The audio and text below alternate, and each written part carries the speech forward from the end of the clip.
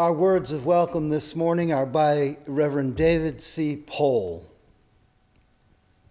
We come to this time and place to rediscover the wondrous gift of free religious community, to renew our faith in holiness, in goodness, and beauty of life, to reaffirm the way of the open mind and the full heart, to rekindle the flame of memory and hope, and to reclaim the vision of an earth made fair with all her people one. Welcome, good people, to this first Sunday of our summer services in 2020. Today our worship leader is historian and longtime member Jim Smart, who will be talking about the formidable 19th century Unitarian minister, Theodore Parker. Once again, I say, welcome. And now, as Jim comes forward to light our chalice, I will read our chalice lighting words. They are from 10 Sermons of Religion by Theodore Parker. A true form of religion does not interfere with any natural delight of man. True religion is normal life, not of one faculty alone, but of all in due coordination. Our opening hymn this morning is number 99 in the slate hymnal, Nobody Knows the Troubles I've Seen.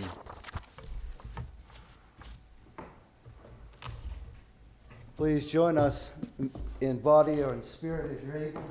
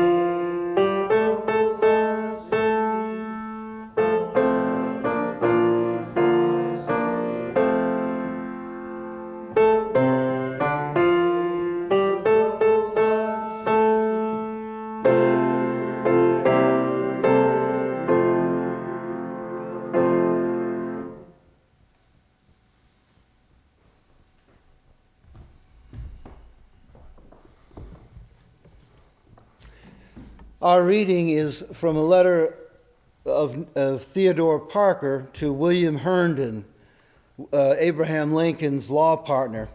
dated April 17th, 1856. Your letters rejoice me very much. I honor the spirit that breathes in them all. When I tell you that I have lectured 84 times since November 1st and preached at home every Sunday but 2, which I was in Ohio, and have had 6 meetings a month at my own house, and have written more than 1,000 letters, besides doing a variety of other work belonging to a minister and scholar, you may judge that I must economize minutes and often neglect a much valued friend. Now let us take a moment in silent reflection to consider the week now past, to review the one ahead, or to simply bide a while in the silence of the moment. And now let us enter that silence.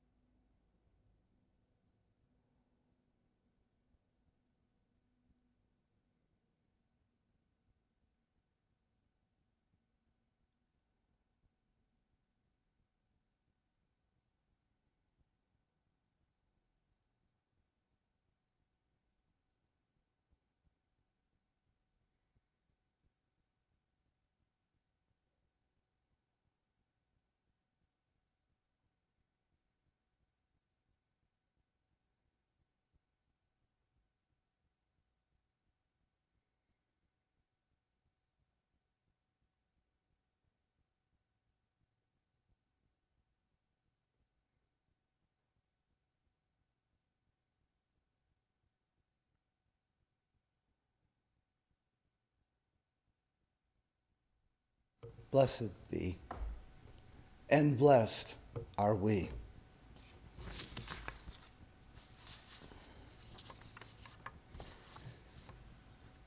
This is the view from the chancel as I see it today. What is missing? Why, you, of course. You are what gives this congregation life. Your time, talent, and treasure are what keep us moving forward. Now is the time for our offering. Give what you will. Mail in your pledge check. Donate on our website.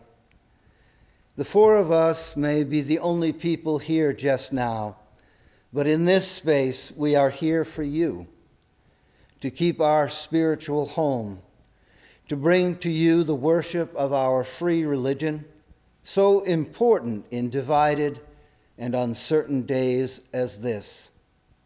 May this offering, so generously given, be wisely used for the good of the people. Our second hymn, the offertory, is hymn number 101, Abide with Me.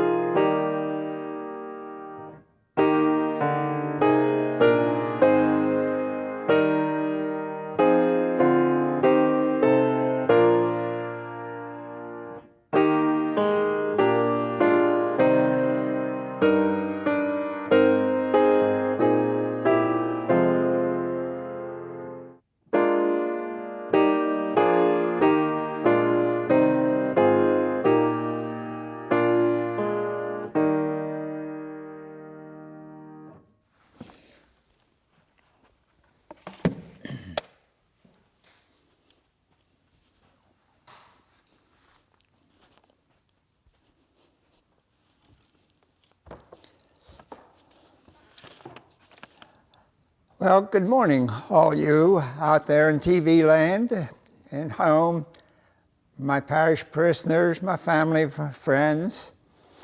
I'm communicating to you now through television, and I thought also through mental telepathy. I would try to think what you are thinking, and if you could send your positive thoughts or negative thoughts, whatever your thoughts are, to me, I will try to adjust my comments and see if I can help any of your questions you may have. So, relying on mental telepathy, I probably won't answer questions individually, but I'll try to pick out your general wave thoughts through the air. We'll bypass the electronics altogether this morning. So I'd first entitled this talk, Theodore Parker, UU Saint with a Crooked Halo. And I was going to talk about the whole life of Parker, but as I tried it, it was just too much. And one religious belief I do have about sermons is that they should stick to one topic.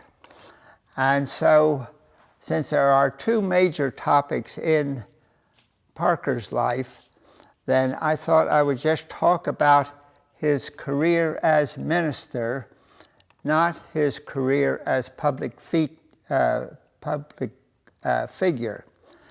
Now, he is known in history as a public figure, and that is how I came to know him first. That is, as a history major, I came across him. I found out that in 1859, a major incident happened in the United States. 16 men and 5 white men, 5 black men headed by John Brown were armed, and they attacked and took over the U.S. arsenal at Harper's Ferry, Virginia. This was a direct attack on the United States, and it was meant to be. It was meant to be a revolution. The slaves were supposed to rise up at this signal and overthrow the government of Virginia and spread throughout the South, throw over all their governments, and eventually throw over even the United States government. It was treason. It was punishable by death. So how did this old man, well, he was only 50 then, and I'm almost double that now.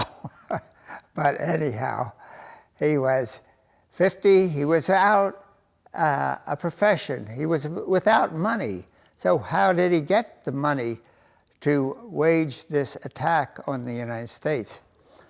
Well, it turned out there was a group of people in Boston called the Secret Six who financed him. And the most prominent of them was Theodore Parker. And so that's how I came to know Theodore Parker. And the historian I read about said, well, after the attack, and who was responsible, who backed it?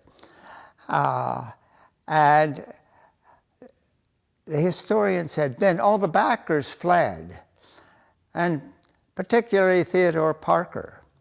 He was the preacher. He talked a good talk, but when push came to shove, where was he? He too had fled. Now, so at that time, I sort of got a chuckle out of that. Yes, that fits. But later, having read Parker and learned of his life, he did go to Italy, but not because he was fleeing, but because he was dying. He had had his first attack 2 years before. He was dying of consumption.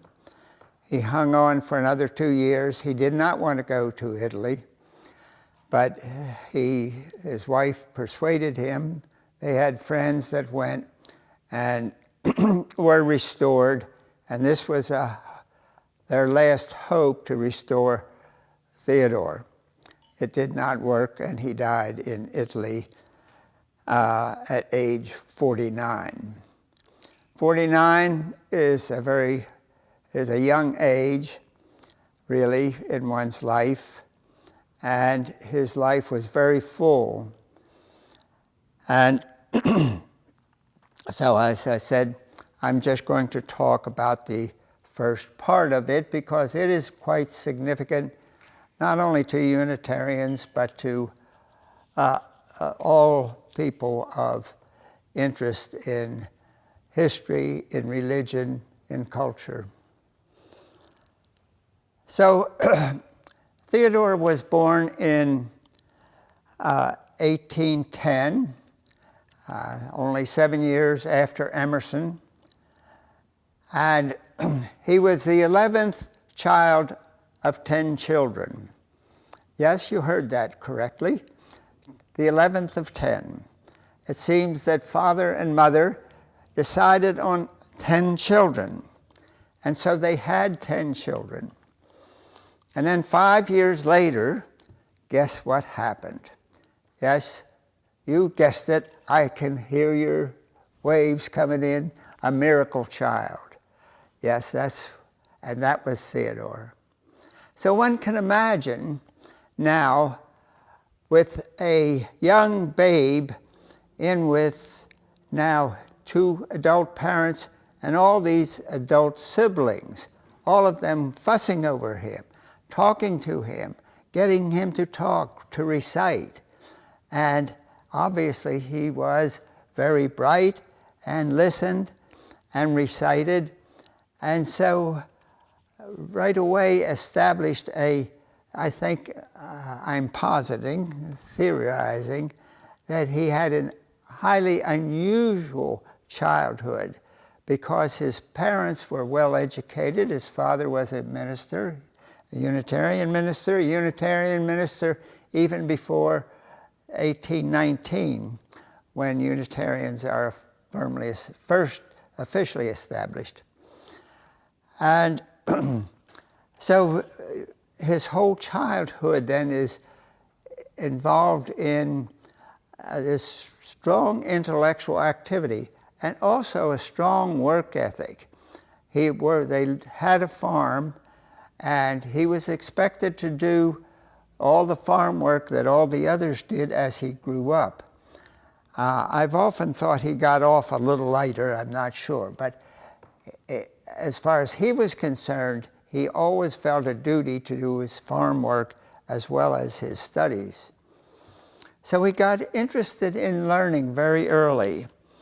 And so by the time he is 5, he is going to school and learning as quickly as his teachers could teach.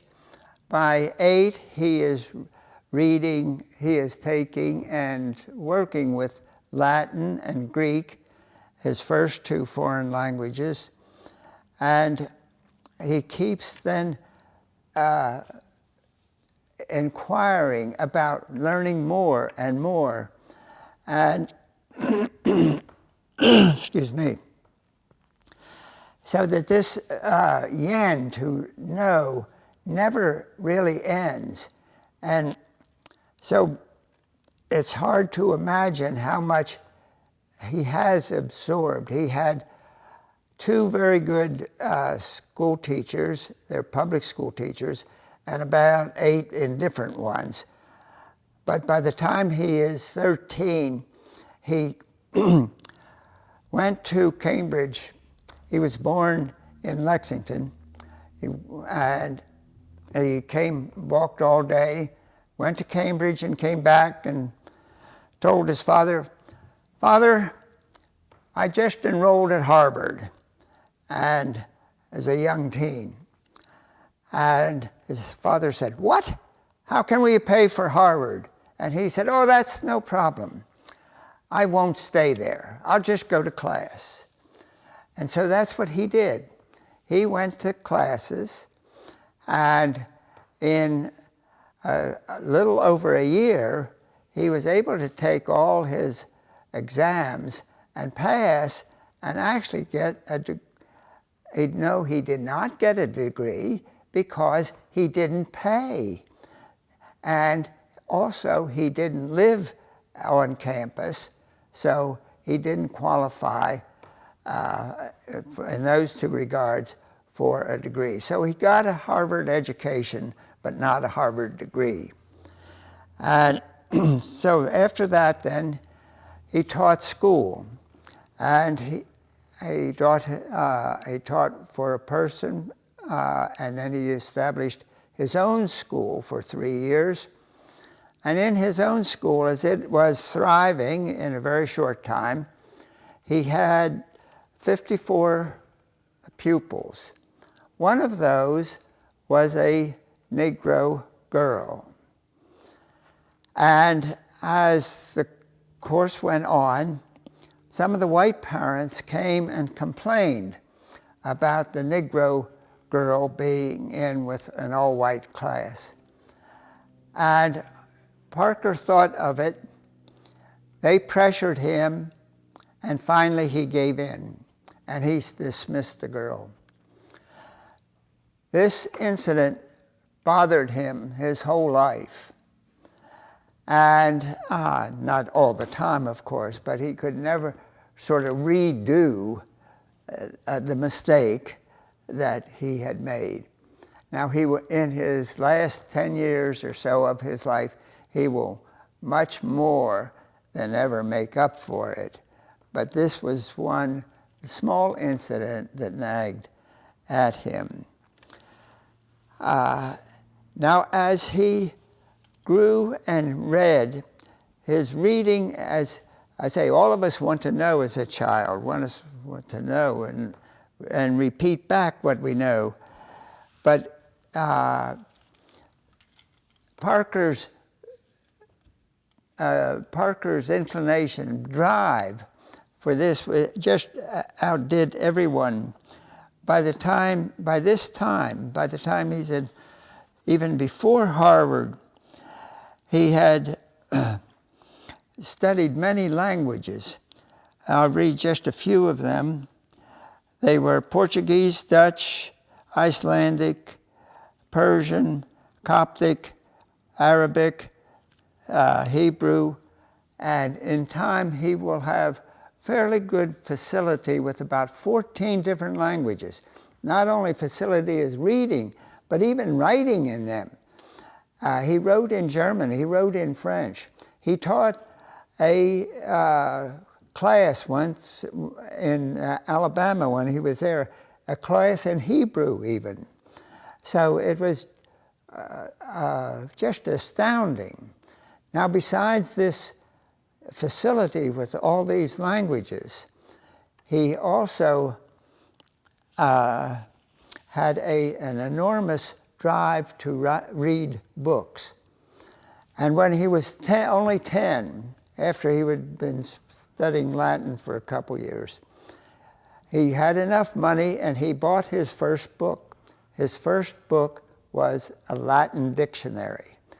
And he was proud as punch with it. So it is, you can see his drive to learn so much. And all these languages, the chief end of all this was actually to find the origins of Christianity.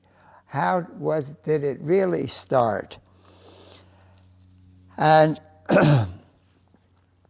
so then he decided to go to Harvard Divinity School, which he did. And this time, because he had money, he paid, and he got his divinity degree. And in 1836, he became minister of the West Roxbury Church in Massachusetts, not far from downtown Boston, as you may know. Now, One of the books that impressed him so much was the German writer Strauss's book, The Life of Jesus. And in that book, Strauss maintains that Jesus was a human person. Now, Unitarians, of course, at this time, that would be somewhat of a heresy. Unitarians at this time believed that God was only a single God, one unity, not a triune God. But they still believed that Jesus was a divine person in that he was specially chosen. And this was, so to picture him as very ordinary, as Parker did, that was the crux of actually the whole period he taught in the 1830s and early 40s. That is this whole first phase. That is the theme. And so when he, shortly after he assumed his position in West Roxbury,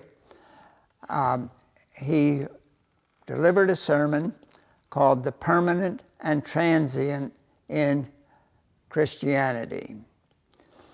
Now that's a nice title because it tells you the very meaning of the whole sermon, and which later becomes a book, the whole book.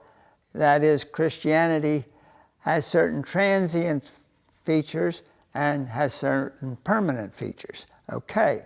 Now what were the transient? So the transient was, first of all, that Jesus was very normal. An ordinary boy, grew up like an ordinary boy, had the same problems, same faults as anyone else.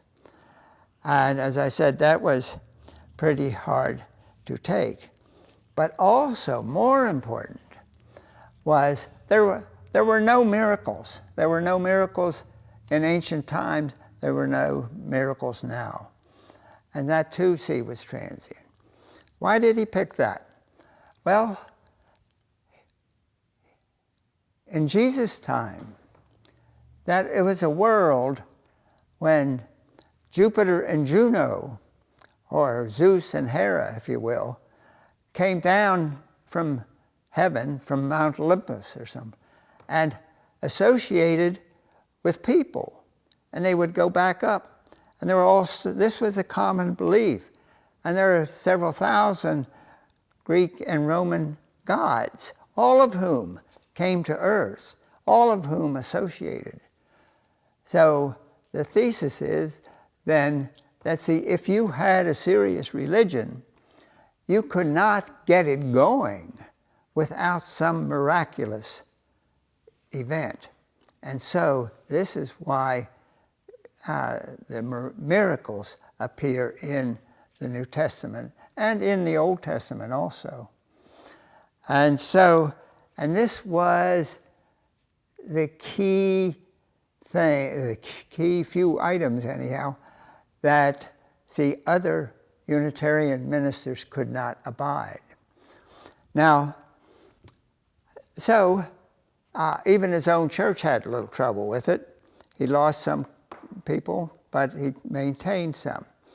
It turned out that despite his wide knowledge, he could deliver sermons or talks in very simple language without getting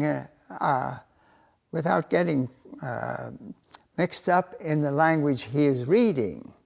And so he became an exceptionally effective minister. And so he could convert people, see, to his ideas. Now, one practice that Unitarians are somewhat familiar with is the Exchange Pulpit, and I'm sure that other denominations may have that too. And it is a very nifty little thing.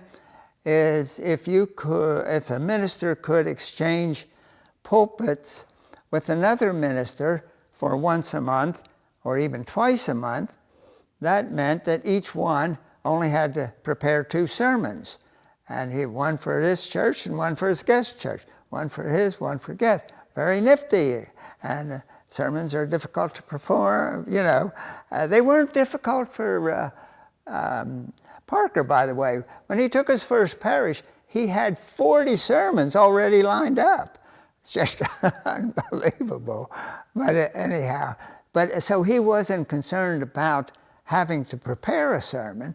He was concerned about having to preach. See, he had this drive. He had to talk to people. And so he, with the exchange pulpits, then see, he got to talk to other people. But then when he talked to them, he was preaching his own, quote, quote, his ideas. And the other ministers didn't like that. One minister, the people were so shocked at what Parker talked that he lost 15 members, 15 good-paying members. See, it was not only intellectual, it was financial loss. And so pretty soon, as Parker went on exchanging, he began to find out he wasn't ever reinvited. And pretty soon, he was sort of trapped into having only his own parish and 2 other ministers who would exchange with him on occasion. Now, so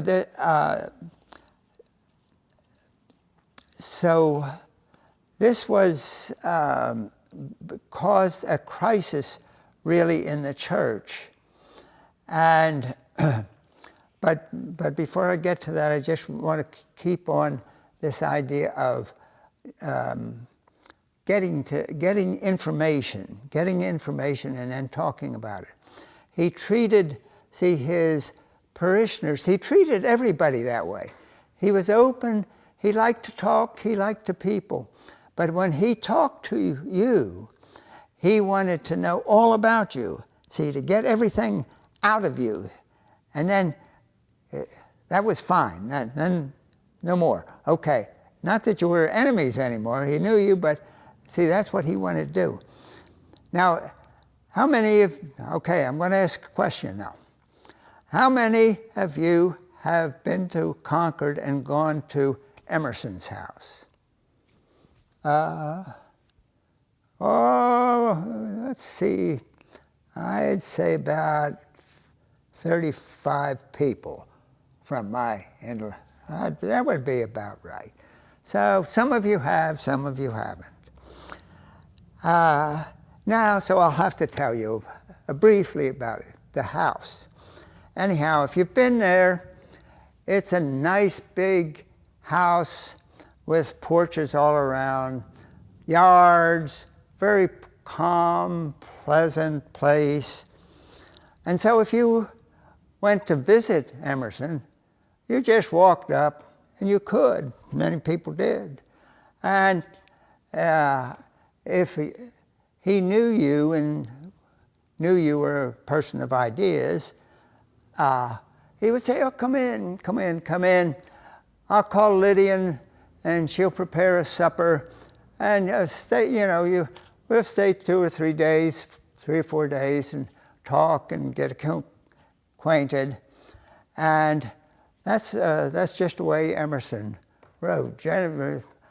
Easygoing, gentlemanly, and let the conversation go where they will. Well, that was not Parker. With Parker, he went to your house, he stayed an hour and a half, he learned all about you, or you came to him, and that was that.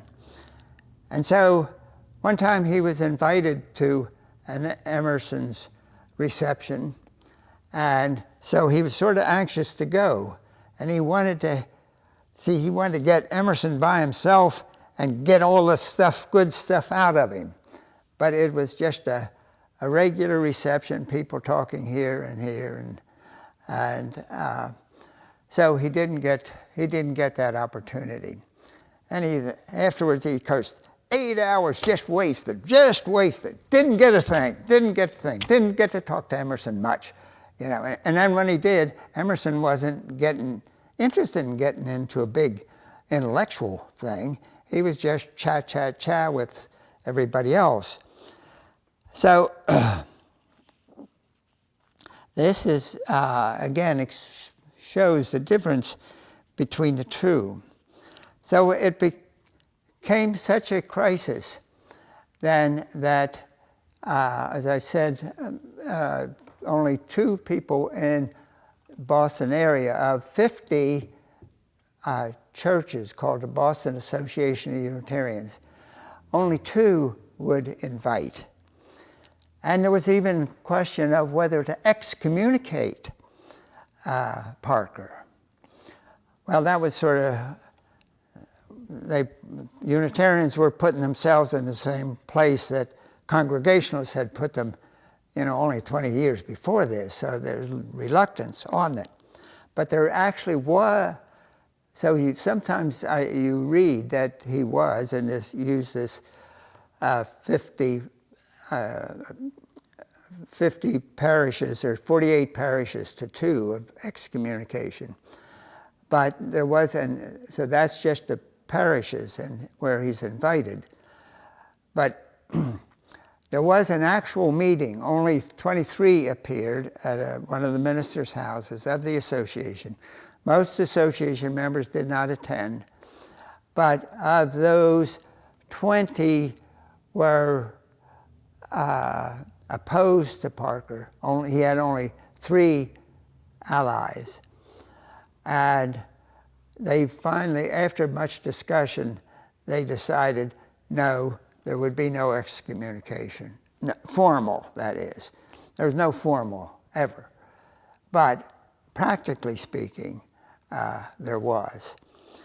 Now, some people, however, some Unitarians, here, there, and everywhere in the Boston area, rather liked what Parker was saying. And so they all got together and decided, well, maybe we'll form a separate church, another church, and we will invite Parker to be our pastor. And so they figured that, wow, there's a whole lot of congregational churches. How many are there here in Boston? Excuse me. These days, turned out there were 27. And so they said, okay, this will be the 28th Congregational Church Unitarian. And so these people formed together and made the 28th Congregational Church and chose Parker as their minister. Other ministers thought, excuse me, I got a frog in my throat today. Well, that phase will pass, and especially because the only place they could get was an old hall called the Melodeon, and it was sort of the local low-grade theater, you might say, or it was sort of a bawdy kind of place. It was a good place for all the real partying people to go on Saturday night. And so they would go, so the Unitarians, when they arrived the next day, they found all these old whiskey bottles and beer bottles and spittoons and spit and paper and all kinds of junk, which had a smell, and the place was cold in winter and hot in summer. And they had to clean up as best they could. And so Parker's future seemed pretty bleak at this point. But because of his preaching ability, and because they expected him to last 3 or 4 weeks or months, he became more and more popular. And pretty soon 1,000 people were coming from all over Boston to hear Parker. And so he was then established now as his own minister with his own message. And he is still a Unitarian. He still is in the association, but he isn't quite there either. And so, looking back on this phase of his life, one can see very good things, one can see limited things, and that's one reason I toyed with the title, Saint with a Crooked Halo. Now, I hope to give another talk on Parker in his days with the slavery movement, and we will have to see then, will the halo be straight? And you'll have to find out the next time. And that is all for today.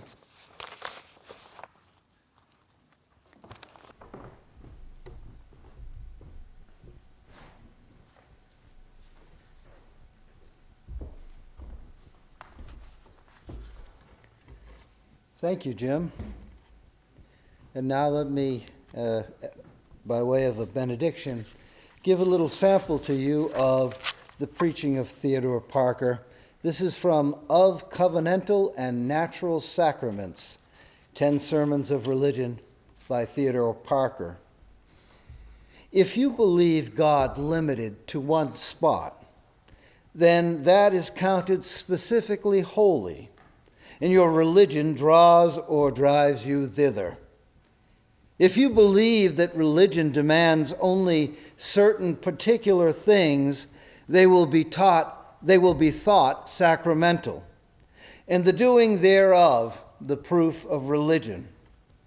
But when you know that God is infinite, is everywhere, then all space is holy ground, all days are holy time, all truth is God's word, all persons are subject of religious duty, invested with unalienable religious rights, and claiming respect and love as fellow children of the same dear God.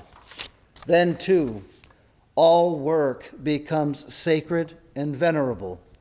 Common life, your highest or your humblest toil, is your element of daily communion with men, as your act of prayer is your communion with the infinite God. Go in peace and with a purpose.